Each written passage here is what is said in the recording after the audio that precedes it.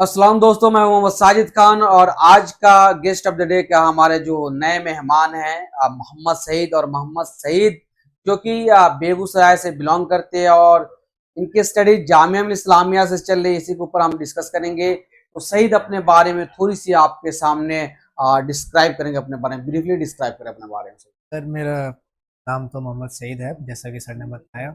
Normally अगर सीधे लफ्ज़ों में बात यही है कि टेंथ वगैरह मेरा जामिया से है। ट्वेल्थ मेरा दिल्ली सीबीएसई बोर्ड से, और अभी इस वक्त मैं जामिया से बीएससी बायोटेक्नोलॉजी का फर्स्ट ईयर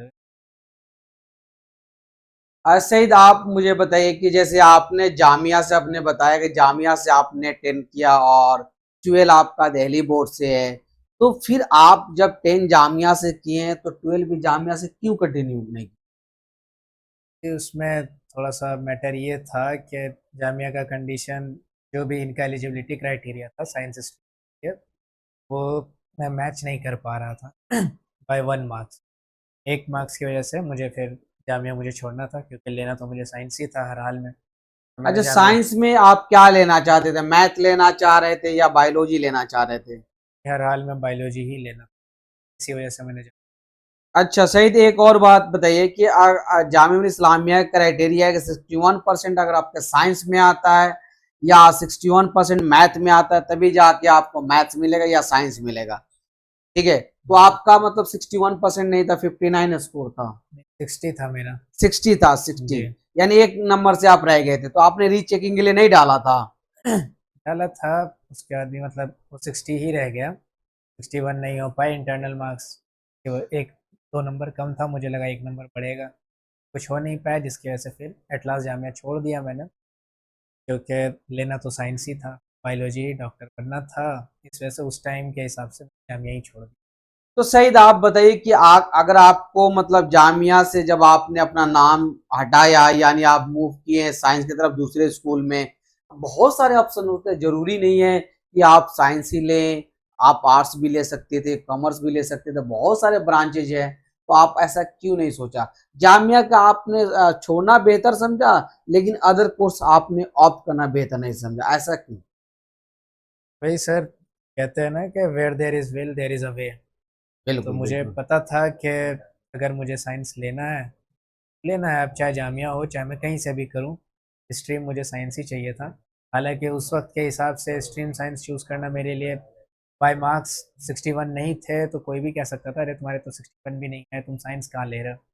लेकिन मुझे खुद के बारे में पता था कि हाँ, किस वजह से आप नहीं आया। बेहतर कर सकते थे। खुद पर भरोसा था बेसिकली। तो अपना लेकर के हम चले कि नहीं, हम जामिया छोड़ देंगे। के बाद दूसरे स्कूल में मूव हुए, वहाँ साइंस मिल गया। सईद, आप मुझे बताइए कि जैसे आपने जामिया में भी स्टडी किए हैं और आप इसके साथ साथ गवर्नमेंट स्कूल में दिल्ली बोर्ड में आपने एडमिशन लिया है, तो आप दिल्ली बोर्ड में लिए हैं, जैसे कि दिल्ली में दिल्ली बोर्ड में आपने एडमिशन लिया जैसे गवर्नमेंट स्कूल में, तो क्यों कोई आप प्राइवेट इंस्टीट्यूशन क्यों नहीं पकड़े? एक्चुअली उस वक्त तक लेट हो चुका था, इसलिए प्राइवेट में आसपास में कोई एक तो रिकॉग्नाइज्ड स्कूल नहीं था, जिसकी वजह से वहाँ और जो थे उसमें सीट्स फुल हो चुके थे। एट लास्ट मुझे यहाँ से, क्योंकि मैंने फॉर्म अप्लाई कर दिया था, दिल्ली गवर्नमेंट से कॉल आ गया, तो जहाँ एक तरफ मुझे लोग एडमिशन ही नहीं मिल रहा था, दूसरी जगह लोग बुला रहे थे, तो बिल्कुल, आपको अपॉर्चुनिटी वहां से मिल गई, इसलिए आपने जाकर वहां पे इनरोलमेंट करा लिया। चलिए, वो ये बहुत जी। अच्छी बात है। मैं आपको बता दूं कि अगर अभी तक आपने चैनल सब्सक्राइब नहीं किया तो चैनल को सब्सक्राइब करना ना भूले। और अगर आप स्टूडेंट है 10 12 के, अगर आप चाहते हैं 11th और 9th में रजिस्ट्रेशन करवाना है, एट लास्ट तक भी आप जामिया कोच मिशन स्कूल में आप कांटेक्ट कर सकते हैं। डिस्प्ले पर दिए हुए नंबर पे आप कॉल करके फर्दर इन्फॉर्मेशन ले सकते हैं। चलिए, हमारा अगला क्वेश्चन सही है कि आपने जामिया इस्लामिया की स्टडी करी है या वहाँ के फैकल्टी से स्टडी करी है और आप गवर्नमेंट स्कूल में भी एडमिशन आपने लिया है, वहाँ पे भी आपने मुकम्मल 2 साल दिया है। ठीक है, तो आपका एडमिशन भी जामिया में 10 में ही हुआ था। 1 साल की स्टडी रही आपकी जामिया, और थोड़ी बहुत आपके ऊपर मैंने ओवरव्यू करा है। इसके अलावा आपने 2 साल गवर्नमेंट स्कूल में भी आपने दिया।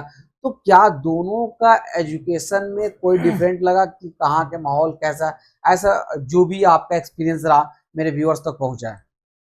ये तो फ़र्क तो आता ही आता है, हर हाल में आता है। जामिया की फ़ैकल्टी ठीक है, फैकल्टी वाइज वहाँ भी ठीक है, लेकिन आप अगर इंफ्रास्ट्रक्चर की बात करेंगे इंफ्रास्ट्रक्चर में जामिया थोड़ा सा बेटर हो जाता है, क्योंकि वो सरकारी हो जाता है, अब सरकारी थोड़ा सा सरकारी ही रहता है, जिसकी वजह से जो ऐसा नहीं है कि इंफ्रास्ट्रक्चर वहाँ का बुरा है, बस उसको यूटिलाइज़ नहीं कराते हैं वहाँ के टीचर, और बाकी जामिया में है सब चल जाती है। जामिया देखिए में एक्चुअली मैं आपके इस बात से मैं थोड़ा डिनाई करूंगा, क्योंकि रीजन ये है कि जामिया मिल्लिया इस्लामिया भी एक सरकारी नहीं महासरकारी स्कूल है। ठीक है, क्योंकि सेंट्रल यूनिवर्सिटी है, तो ये भी एक गवर्नमेंट का है, ये भी सरकारी है, लेकिन यहाँ पे कम्पिटिटिव्स होते हैं, एग्जाम्स होते हैं, तो यहाँ पे आपको कंपटीशन फेस करना होता है, तो सारे क्वालिटी स्टूडेंट आते हैं और स्टाफ भी जो टीचिंग के लिए आते हैं उन्हें भी काफी कंपटीशन फेस करनी पड़ती है, तब जाकर उनकी सिलेक्शन होती है। तो एजुकेशन के मामले में तो जामिया का गवर्नमेंट स्कूल मतलब मुकाबला नहीं कर सकता था। सईद, एक क्वेश्चन आप मुझे इसका आंसर दीजिए मेरा एक क्वेश्चन का, कि आप गांव में टॉपर हैं, आप पिछले 9 साल से क्लास 9 तक आप अपने होम टाउन में बेगूसराय में टॉप करते रहे, फिर जामिया में आप आते हैं, एक टॉपर स्टूडेंट बिहार का, और जामिया में आकर फिस्सी मार देता है, फेल कर जाता है, यानी फेल के इन सेंस ये है कि आपका स्ट्रीम जो साइंस का था वो नहीं मिलता है, तो आप अपने आप को कैसे पब्लिक से इस बात को आपने फेस किया? नहीं, सीधी ही बात रहती है कि मेरा करियर है, मैं चूज़ करूँगा, दूसरा कोई क्या ही बोलेगा। क्योंकि ठीक है, आप 9 तक टॉप करते रहे, उससे किसी को क्या फ़र्क पड़ा? तो कुछ नहीं, आप अपने लिए हैं जो है। 10th में यहाँ आया, कुछ सर्कमस्टांसेस ऐसे बन गए जिसकी वजह से उतना अच्छा परफॉर्म नहीं कर पाया। ओवरऑल स्कोर ठीक था मेरा, साइंस में डिप कर गया था बेसिकली, और इसी वजह से फिर जामिया भी छोड़ना पड़ गया। और लोगों का क्या है, अब ये भी हम ही सोचेंगे कि लोग क्या कहेंगे। देखिए व्यूअर्स हमारे ध्यान दीजिए, दुनिया के चक्कर में नहीं पड़ना, जो आपका दिल करे उसी को स्टडी करना है। ठीक है, स्टडी के लिए आपका जो दिल चाहे वो कर सकते हैं, और हमेशा माइंड में रखिए आपके सामने 10 साल का टॉपर स्टूडेंट जामिया में आकर मतलब अच्छा परफॉर्मेंस नहीं कर पाते साइंस सब्जेक्ट में, जिसकी वजह से इनको जामिया छोड़ना पड़ता है। आखिर रीजन क्या रहता है, इसके बारे में भी कुछ नेक्स्ट पार्ट में हम इनसे डिस्कस करेंगे कि आखिर इनको जामिया छोड़ना पड़ा। देखिए दोस्तों, ये टॉपर स्टूडेंट से आपको सीखनी चाहिए, क्या सीखनी चाहिए, कि इन्होंने 9 साल से टॉप करते रहे और जामिया में आकर अच्छा परफॉर्मेंस नहीं दे पाते साइंस सब्जेक्ट में, जिसकी वजह से इनका सारा सपना चकनाचूर हो जाता है और इनका दिल टूट जाता है, और पब्लिक का भी काफी प्रेशर होगा, आप सोच सकते हैं। लेकिन फिर भी इन्होंने अपने डिसीजन पे कायम रहा कि हर इंसान के लाइफ में उतराव और चढ़ाव चलता रहता है, तो हो सकता है इनके लाइफ में कुछ सर्कमस्टांसेस आए होंगे जो कि पर्सनल है, वो शेयर नहीं कर सकते आपके सामने, तो उसकी वजह से प्रॉब्लम आई, लेकिन अपने इन्होंने डेस्टिनेशन नहीं छोड़ा, अपने डेस्टिनेशन को कंटिन्यू रखा। उसके बाद 2 साल मेहनत की अच्छे गवर्नमेंट स्कूल में, और फिर जाके आखिरकार बंदे ने बायोटेक्नोलॉजी जामिया से क्रैक करती है, और अभी फर्स्ट ईयर का स्टूडेंट है, और फर्स्ट ईयर में भी आप इन्होंने हाफ ईयरली में जो सेशनल होता उसमें अपने क्लास में टॉप किए।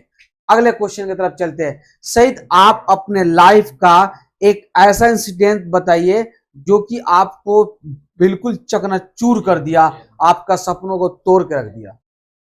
एक्सीडेंट यही था बड़ा कि एक नंबर से आदमी को, मतलब एक तो मैं उसी वक्त आया ही था जामिया, एक रहता है कि चलो इंसान जामिया में जा रहा है, वहाँ 4 साल 3 साल के लिए जा रहा है, 10th में हुआ एडमिशन। एक तो यही इंसिडेंट था कि एक नंबर की वजह से आदमी को फिर भी ठीक है, जो होता है वो बहुत अच्छे के लिए ही होता है। हमें हर चीज़ को एक्सेप्ट करना चाहिए, जैसा भी है जो भी है, हालात अलग होते हैं हमेशा।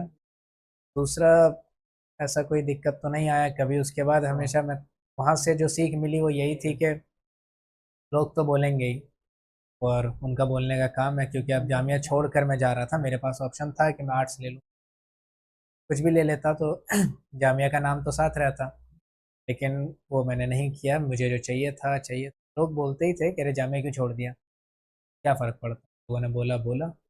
अब उसके बाद यही था कि अपना बीएससी बायोटेक तक पहुँच ही गया।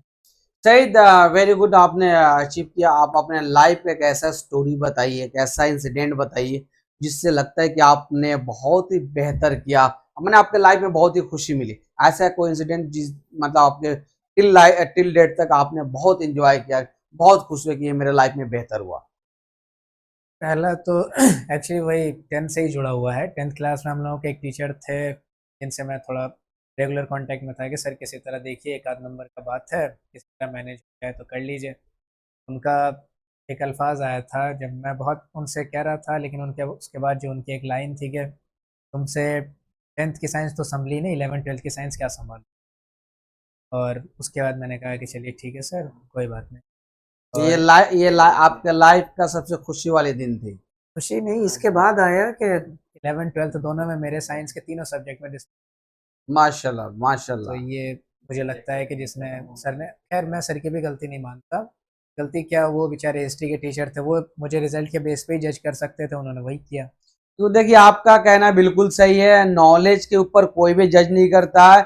जो जो दिखता है वही बिकता है, आप शुरू से सुनते आ रहे हैं, जो दिखता है वही बिकता है। तो स्कोर के ऊपर जजमेंट लिया जाता है। सही, तो हमारा एक क्वेश्चन है कि आप अपने लाइफ का ऐसा कोई इंसिडेंट बताइए जो कि लगे कि आपने अपने लाइफ में गलत डिसीजन ले लिया, वो नहीं लेना चाहिए और आप उसको ले चुके हैं। ऐसा कोई अभी तक तो नहीं डिसीजन लिया, क्योंकि अब जैसे आप ही हैं, आपसे इतने connect था, आप हैं, लोग और हैं जिनके हमेशा सलाह पर चलता हूँ, तो ऐसा कोई दिक्कत तो नहीं आया मुझे अब तक।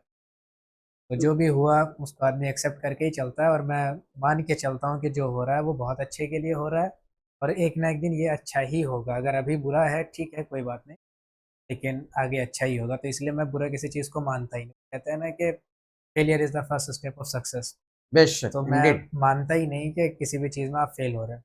आप फेल नहीं हो रहे, कहीं ना कहीं पे वो लर्निंग हो। बिल्कुल शायद आप जैसे अगर ऑप्टिमिस्टिक स्टूडेंट होंगे तो ऐसे टॉप करते रहेंगे। सईद इतना स्ट्रगल फेस किए, इतनी प्रॉब्लम को इन्होंने फेस करा है, लेकिन बहुत ही सिंपल रिप्लाई करके अपने बात को आपके सामने रख दिया। अगला क्वेश्चन सईद के सामने हमारा ये है कि सईद आप मूवी वगैरह देखते हैं? जी सर। हॉलीवुड, बॉलीवुड या टॉलीवुड, कौन सा आउट देखते हैं? नहीं, मैं तीनों ही देखता हूँ। हॉलीवुड है सही से। मूवी में इंटरेस्ट है? Any interest sports? स्पोर्ट्स में तो वही क्रिकेट का ही है जो भी है। अच्छा, क्रिकेट में कौन से प्लेयर का आपका फेवरेट प्लेयर कौन से, batsman, bowlers, Virat fielders? Virat Kohli. Virat Kohli. Virat Kohli यार, इस सेट पे जो भी आता है वो विराट कोहली को फेवर करता है। अब तक जो हमारा सेकंड है उसमें, सेकंड एपिसोड में दोनों हमारे नए मेहमान विराट कोहली को फेवर करता है। और I also love Virat Kohli, very good. Virat Kohli वाकई में एक बहुत बड़े प्लेयर हुए हैं और सबको सपोर्ट करनी चाहिए। एंड सईद, आप एक हमारा आखिरी क्वेश्चन का आप आंसर कर दीजिए कि जैसे आपने बिहार से माइग्रेट किया दिल्ली में, तो क्या क्या आपने प्रॉब्लम फेस किया, और इसके ऊपर आप मुझे थोड़ा सा हमारे व्यूअर्स को बताएं। बिहार से दिल्ली आने में तो एक तो प्रॉब्लम रहता ही है, आदमी को लगता है कि अच्छा अपना होम टाउन छोड़ के वहाँ जा रहे हैं, पता नहीं क्या होगा, क्या रहे माहौल कैसा होगा। खैर, लेकिन मुझे शुरू से मेरे पीछे आप थे तो ऐसा कोई दिक्कत फेस नहीं हुआ। आया, रहा, जो भी रहा सब कुछ बहुत अच्छा रहा। और प्रॉब्लम की बात करें तो मेरे साथ और भी जो लोग आए, तो सबसे पहले तो प्रॉब्लम वही रहने वहने का रहता है। यहाँ पर अफोर्डेबिलिटी आसान नहीं है हर उसके, लेकिन आप थे मेरे साथ तो हर चीज़ मेरे लिए इजीली एक्सेसिबल रहा, सब कुछ, तो कोई दिक्कत नहीं है, चल रहा है। अच्छा, आपने हमारे इंस्टीट्यूशन से आपने जैसे बीएससी बायोटेक्नोलॉजी क्रैक किए, तो आपका यहाँ का जामिया कोचिंग सेंटर का एक्सपीरियंस कैसा रहा? जब मैं कोचिंग सेंटर से ही मैं निकला हूँ तो बहुत, जो बायोलॉजी की फैकल्टी है आपके राहुल सर, का बहुत योगदान रहा मेरे हर चीज़ में। और आप भी साथ में थे तो वो कभी ऐसा नहीं लगा कि मैं किसी एक ऐसी जगह पर फंस गया हूँ जहाँ पर मैं कुछ नहीं कर सकता। होता है, फेज़ आते हैं कि कभी लगता है नंबर नहीं आ रहे तो क्यों नहीं आ रहे हैं, उस वक्त आदमी अपने डाउन पर जाता है, डिप हो जाता है वहाँ। तो यहाँ पर मुझे वही फील हुआ कि अच्छा ये टीचर टीचर नहीं है, टीचर सब कुछ है यहाँ पर, माँ बाप की तरह है। तो इसलिए ऐसा कोई दिक्कत नहीं आया जिसकी वजह से मैं उस कॉम्पिटिशन कर पाया। क्या आपको लगता है कि जो भी व्यूअर्स हैं, जो वीडियो देख रहे हैं, उन्हें खुद को जामिया कोचिंग सेंटर इनरोल करानी चाहिए, या वो अपने बच्चों को इनरोल करवाना चाहिए उन्हें? ऐसा कुछ आपको लगता है कि उन्हें करने हाँ से कोई मतलब मैं प्रॉब्लम ना रिकमेंड, हो? नहीं मैं रिकमेंड तो करूँगा कि आप आइए यहाँ। यहाँ पर का सबसे अच्छा जो है वो माहौल आपको मिल जाएगा, ऐसा कोई और दूसरा अभी जैसे जो भी इंस्टीट्यूट चल रहा है वो इंस्टीट्यूट नाम के हैं, लेकिन वहाँ चल तो रहे दुकानें, लेकिन यहाँ पर ऐसा कोई दिक्कत नहीं आएगा। सब अच्छा चल रहा है और अच्छा ही रहेगा आगे भी। कोई मैसेज देंगे हमारे व्यूअर्स को फॉर द स्टूडेंट? यही कि अपनी ज़िंदगी में हमेशा ऑप्टिमिस्टिक रहिए, चीज़ों को हर नज़रिए से देखिए। दो लोग चार लोग क्या बोलेंगे ये भी आप ही सोचेंगे, कैसे काम चले। सब चीज़ को, किसी चीज़ को पाने की चाह होनी चाहिए, वही last line, where there is will there is a way. तो इंशाल्लाह। बहुत बहुत शुक्रिया सईद। सईद ने बहुत अच्छे आपको मैसेज दिए कि आप के लाइफ में कितना भी स्ट्रगल आए, कितने भी आप कमजोर हो जाए, लेकिन अपने डेस्टिनेशन को नहीं छोड़ना है, अपने डेस्टिनेशन को टारगेट करके रखना है। और एक दिन इंशाल्लाह आपकी कोशिश रहेगी तो अल्लाह रब्बुल इज्जत आपकी मंजिल को आसान कर देगा। मैं मोहम्मद साजिद खान, मिलते हैं अगले वीडियो में अगले गेस्ट के साथ। That's all, Allah Hafiz.